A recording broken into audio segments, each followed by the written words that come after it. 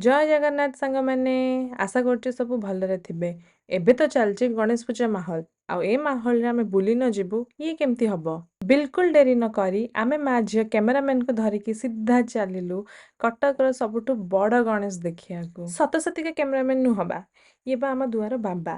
ମା ଝିଅଙ୍କ ଫଟୋ ଉଠେଇବା ଆଉ ଭିଡ଼ିଓ ବନେଇବା ସଉକ ଦେଖିକି ଏବେ ବାବା ବନି ଯାଇଛନ୍ତି କ୍ୟାମେରାମ୍ୟାନ। ଏଇଥର ପ୍ରଥମ ଥର ପାଇଁ କଟକ ନୂଆପଡ଼ାରେ ହେଇଥିଲା ସବୁଠୁ ବଡ଼ ଗଣେଶ। କୁହାଯାଉଛି ଗଣେଶଙ୍କ ହାଇଟ୍ କୁଆଡ଼େ 80 ଫୁଟ।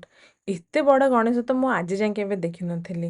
ଏତେ ବଡ଼ ମୂର୍ତ୍ତି ଦେଖିକି ଭାରି ମନକୁ ଖୁସି ଲାଗିଲା। ବିଲକୁଲ ବି ଚାନ୍ସ ମିସ୍ କରିବେନି। ସବୁଠୁ ବଡ଼ ଗଣେଶ ମୂର୍ତ୍ତି ଦେଖିବାକୁ ଚାହୁଁଛନ୍ତି ତ ସିଧା ଆସିକି ପହଞ୍ଚନ୍ତୁ ନୂଆପଡ଼ା। ତା ସାଙ୍ଗରେ ଏଇଠି ପଡ଼ିଥିଲା ଗୋଟେ ଛୋଟ ମେଳା। ତ ମେଳା ବୁଲି ଆସିଛୁ, ଆଉ ବେଲୁନ କିଣିବୁନି ଏଇଟା କେମିତି ହବ ଯେ। ଧୁଆ ବାଛିଥିଲା ଏଇ ହଳଦିଆ ବେଲୁନଟିଏ।